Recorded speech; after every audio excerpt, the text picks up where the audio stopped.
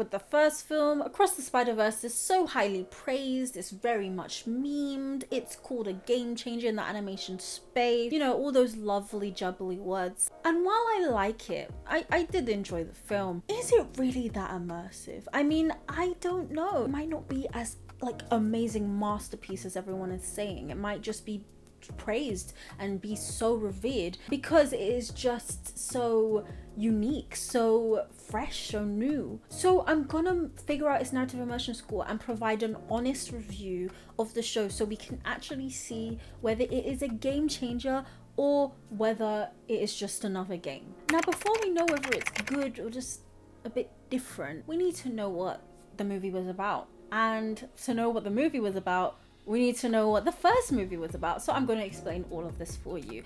Spoilers ahead, obviously. Across the Spider-Verse is based on an animated film called Into the Spider-Verse, which, like its prequel, is based on Marvel Comics and animated by a bunch of different production companies. The first movie was essentially about a spider from a different universe biting Miles Morales and turning him into a Spider-Man that is forced by vengeful technological genius Kingpin, a literal waffle, piece of concrete, table, SpongeBob looking to replace Peter Parker, the OG. Luckily for him, he has help in the form of spider people from other universes to take down Kingpin, Gwen Stacy, alternate Peter, Spider-Ham, Penny, and they succeed, leading Kingpin to be put away for good and the other spider people to return to their own world. In Across the Spider-Verse, little funkies, a bit of a sequel. Who could have guessed? We find out that Gwen Stacy is now working with the team of spider people to send other spider people and villains back to their own original universes, you feel me? After a lot of fighting against Spot, who claims to be Miles's nemesis or arch nemesis, whatever, deliberation over his career aspirations, Miles doesn't know whether he wants to be a scientist or something. I mean, he's thinking about it, you know. Feelings for Gwen, you know, they have a little scene on the rooftop, a bit cute. He decides to follow her team after all of that and figure out what they're doing. There he learns about the extent of the multiverses and Miguel's, you know, this depressed guy with a lost family, his devotion to making sure that canon events like, sorry, I just the meme. Canon events like the one that's about to happen, which kill Miles's dad in the place of Uncle Ben, will happen. The tone soon changes from let's work together, you know, something like that, but much less cringe, to let's make sure your dad dies. And absolute chaos ensues with a chase, a misplaced Miles. He has sexual tension with his self. This is called self-cessed, I think it's called. He has a bit of self-cessed. I should not know what self-cessed is, but I'm in a lot of fandoms. Help me. he has a spider team. The people who worked with him in the first movie, you know, Penny and all of them, they help him. But then the movie just cuts there, stops. It just abruptly stops, like the end of an episode or something. And just like the movie, I'm gonna cut you to some footage I took right outside of the movie after I watched it the other day. Ran all the way back from the toilet when the credits started. Thought I missed the clip. Didn't actually miss the clip. Went back, waited for the credits to completely end, and yeah, no end clip. What a bummer. Fundamentally, the plot,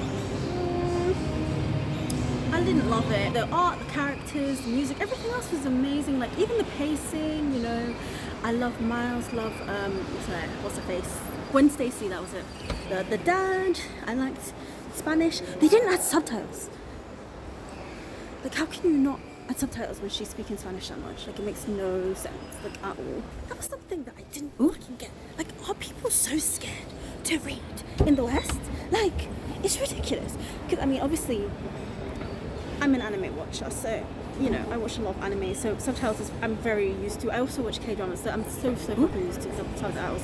So I know subtitles aren't, like, familiar to you. You might find it uncomfortable, but are you fucking serious? Are you fucking, this bitch, half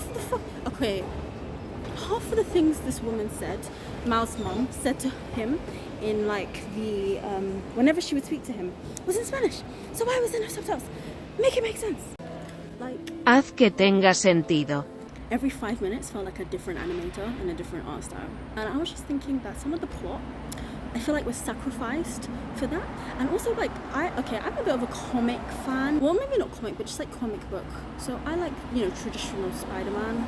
So I'm just, every time they like modernize and change Spider-Man up, I'm kind of just not a fan. It looked amazing. My eyes watering with tears of joy, but my brain was watering with tears of sadness. Anyways, I feel like so embarrassed. So I'm gonna stop. See me back in my room where I'm comfortable.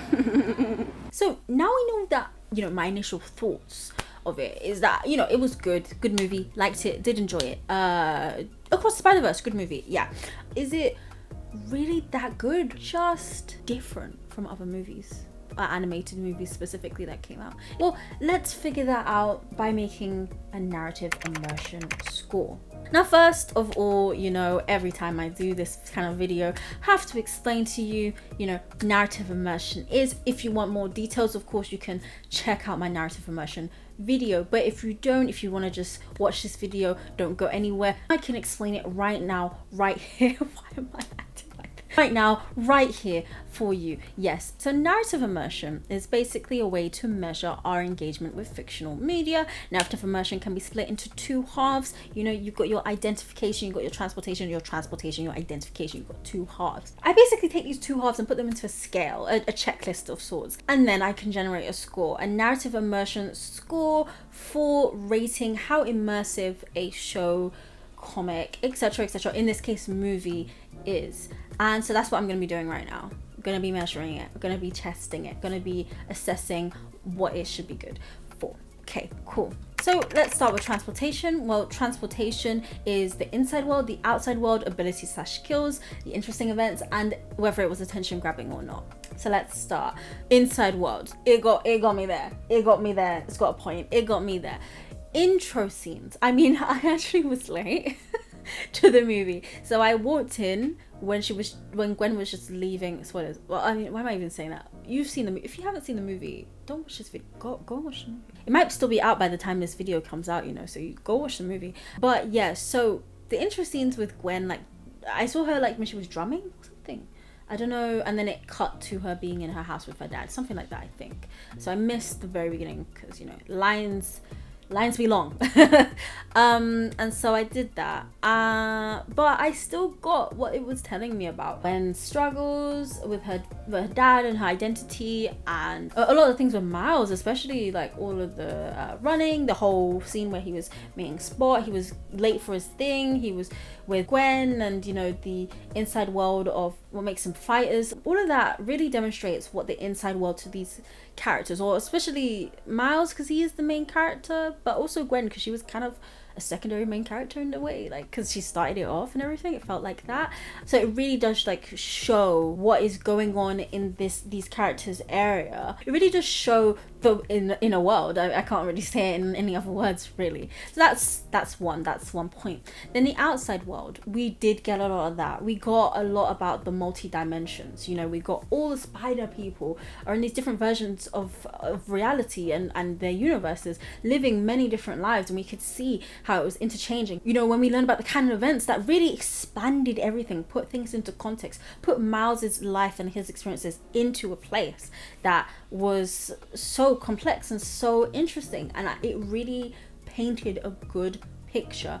We also got like the parents meeting, so when Miles wasn't there, what was going on, you know, outside of Miles's immediate point of vision, his view, his world view, what is going on. We saw how the parents were interacting, we saw how the birthday party was going on. There was multiple people there. It felt like a real birthday party, that people were living their continuous lives unaffected by Miles, and that he was not involved in it, and that was the context that he was in. Seeing that context of all these events and all these things cemented what was going on. There are problems here. Next point. Abilities and skills. I'm not sure. I'm not sold. I'm not fully sold. I'm not fully not sold, but I'm not fully sold. We saw that there were many powers. We saw, oh boy, I mean, look how many spider people there were there. You know, we saw so many villains. We saw so many different types of people, you know, real life live action. We saw stop motion. We saw, you know, 3D. We saw loads of different ways of using powers and loads of different people and characters that exist But what we didn't see is how they scale. We didn't see how they measure. We didn't see enough 1v1s, 2v2s. A lot of the chase wasn't really fighting. Like, it was a chase. It was, you know. And then, you know, when Miles was fighting against Spot, we kind of saw that. We kind of saw it when we were looking at, you know, with the beginning fight scene with Miguel and his wife, I forgot her name, and Gwen, when they were fighting against the enemy. Again, I forgot his name too. And we saw that there were differences in abilities, but we didn't properly understand what was going on. Like, we only fundamentally got, okay, these are spider people and then they have random abilities. Of course, if you've read the comics, you know what's going on. But like, as a consumer, I like comics, so it's not like I'm unfamiliar with, like, you know, general powers. I know what powers Spider-Man has traditionally or originally, but I haven't read all these detailed explanations of different characters or different spider people, so I was not aware. So because of that, because I was not aware from just watching the movie alone, I'm gonna give it a 0.5, because I do think obviously they put a bit more context. There was a lot of powers, there was a lot of stuff, but it was lacking too much. Like, we couldn't easily distinguish, okay, he's stronger than him, she's stronger than her, she's stronger than him, and this is why. Like, we couldn't distinguish that, but we could distinguish that there was a difference. At least with this, we knew, like, there is something in their abilities that are different, and this is their base abilities. Yeah, because of that, 0.5. I don't know if you heard that, but someone just went toilet. My room is by the toilet. So every time someone takes a little dumpy,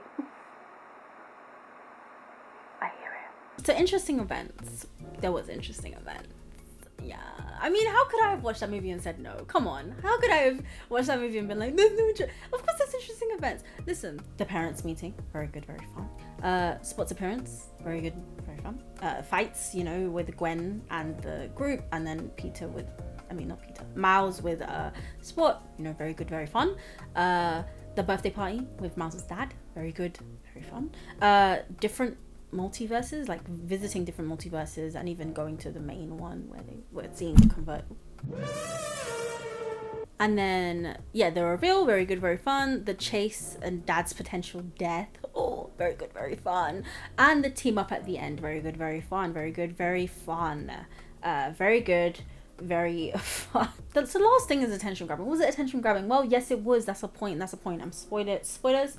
That's the point, because it was very colorful, fluid animations, and the pacing was really nice. I mean, I admittedly was a little bored, but I'm not really a fan of multiverses, so I'm not gonna dock a point just because personally, like, I'm not the most interested in this universe. Like, I'm not, you know, I mean, it's not my thing, but I did like what they were doing with it. And like I said, fluid animation and colorful. It had very nice, different, like, attention grabbing things that were going on that were really intriguing, and there was never a downtime with the pacing either. So I won't hold it back on my own personal accord, because that would be unfair and inaccurate. So yeah, now we've got identification. You know, we've got to know about the MC, got to know about side characters, we've got to know about the villain / conflicts, the motifs and themes, and then we've got to know, what was the last thing? Emotionally engaging. Was it emotionally engaging? That's what we've got to go. All of this will help us determine whether it was good or whether it was just a bit different. Yeah. So MC, Miles had a good amount of depth. I wasn't necessarily reconsidering whether I'd give it a 1 because it gets a 1, but, you know, like, there are other characters who, maybe not in the story, but other characters, other MCs who have a bit more depth than him. But I think that Miles has a good amount for you to be like, okay, it's a solid person. It's not like a, you know, like some kind of weird concoction of stereotypes and stuff. He's just his own person, and I like that. I like that consistency. I like that Miles was what he was supposed to be, you know, a person who was put in this position and is adapting to it and is excited and young, and he was really sweet. He was lighthearted, but he had clear motivations, he had talents, and he had conflicts that he had to deal with. So yeah, he was a good solid main character. I liked him. Then the side characters, well, Gwen, you know, her parents, or their parents, all of their parents, the dad on Gwen's dad, and then Miles's mum and dad. There was Jake, and then there was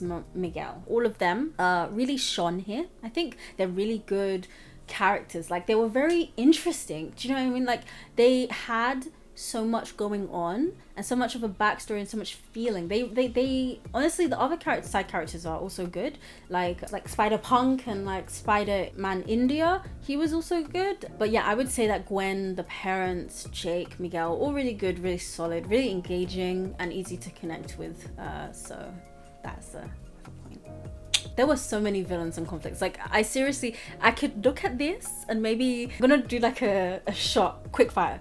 Spot being late, parents letting him go, letting him be the teen he wants to be, the impossibility of everything. You can't fight, you can't win, romance, dad's death, identity crisis, so many conflicts and villains, the actual villains, and then there's Spot, and then there's your own inner demons.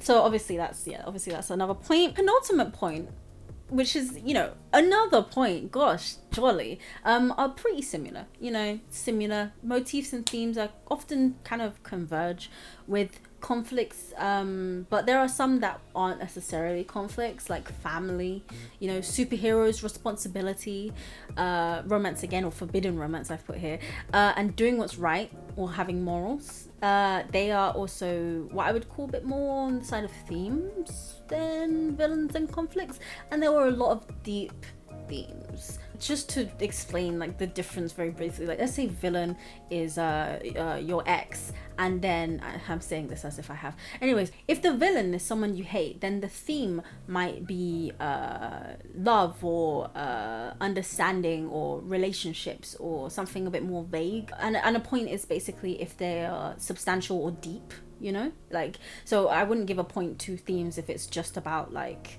something very babyish and very boring. You know, I think most things or most shows will always get this point, unless it's a very boring show like an isekai with no protagonist or nothing of substance, and the theme is what, fighting. Like, it doesn't get a theme, it doesn't have a deep theme. Or what slavery, I wouldn't call it that a theme unless it actually was touched upon.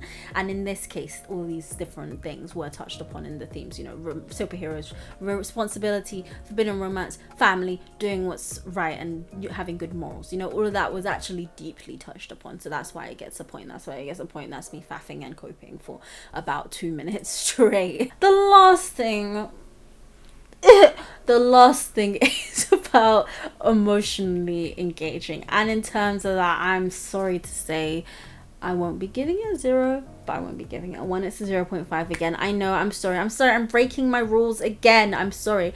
But really, it was a half point, because while there were emotionally engaging scenes, you know, there were deep feelings. You know, okay, I will say, and a good example is in the very beginning, when after Gwen reveals that she is who she is, you know, she's a spider woman, is that what she's called? I don't know, but yeah, she's a spider person. She is rejected in a way by her dad, who keeps his gun up. Or let me not point it towards the camera. Keeps his gun up and is like, no, you still have the right to remain silent. I'm not gonna listen to you because you're my daughter and now I know who you are. And that was sad. But I will say the comedic relief comes at a fault, because ultimately, like, the vibe of the movie is too sweet, I'd say, to be very deeply and emotionally engaging. I know also, like, you know, the whole thing with his mom and everything, and when she was talking to him, I'll let him fly off into the stars. This guy, she's talking about him in third person. Even though all of that was happening and it was very sad and very impactful, the movie was too light for that, and I think that faulted in a way. I mean, it's not a bad thing, it's just cannot be, you know, like, it can't be a full 1. It can't, because of those scenes. I'm not going to give it a 0, but because those were like two of the only scenes where it was really like emotional, except from Miguel's like family. Apart from that, not really that emotional, you know. Maybe the shock of Miles's dad, but that was over the course of like over an hour long movie. Like, only those few scenes or moments were emotional, and even then they weren't like tear-jerky worthy. They weren't making me like, oh, you know. It was kind of like, oh, that's sad. Like, do you know what I mean? So I can't give it a full point for that. No, that's 0.5 for emotionally engaging. Forgive me, Spider-Man fans, thank you. Maybe because it was for a younger audience. I don't know. I don't think it was supposed to be for a younger audience, but sometimes it felt like that with the jokes that they were busting. I'm not gonna lie. Maybe I'm too bitter. But yeah. Sorry. So I'm sure you can guess. I'm hoping you can count. If not, maybe it's time to go back to school. Why are you not revising? Sorry. I kind of felt that myself. I graduated and yeah, I'm like, oh, why did she say that to myself? Sorry. 4.5 and 4.5. 9. We've got a 9 out of 10, which is high enough for me to say, yeah, it's actually just that good. I'm sure most people think this as well, but I kind of wanted to really get into depth of why, and this is why. It has almost everything needed to be a perfectly immersive movie. It's so immersive. It shows you everything you want to see. It engages you. It should be considered a near masterpiece, honestly, frankly. Like, it is near perfect as a movie and a piece of entertainment media. Compared to the others, that's the same score as Vinland Saga, so it's the same for different reasons, and that is one more point than Oshinoko. So Across the Spider-Verse is just a bit more immersive than Oshinoko, according to my scale at least. Of course, this doesn't really have to do with your enjoyment necessarily. It's more just a bit more, slightly kind of more of an objective point of view. It's not exactly objective, but it's more like, this is immersive. Like, if you don't like it, you don't like it, but it's an immersive show. It functions well as an entertaining piece of art. That's what it does. And that's the score. If you want to do one thing, then please subscribe. Thank you. Please subscribe. Have you subscribed? You subscribing. Thank you for subscribing. Thank you. Thank you. I appreciate it. Really, subscribing is it. You've done that. So you're good. Honestly, like, there's nothing else for you to be doing. So just, you know, sit still, be happy within yourself. Be happy within yourself that you've taken the actions and the time to do all that was necessary. You completed the assignment. And you made me happy because I'm happy. You see, I'm happy. And then I guess I say a quirky goodbye. Annyeong, Janet. What did his song sound like? Monday, Tuesday. Jungkook's new song. 7 days. Well, it's not new by the time this video comes out, but you know. Monday, Tuesday, Wednesday, Thursday. Something like that. I can't remember. It just made me think of 7 days by, what's his face? I'll see you on one of them days. One of them 7 days. I'll see you.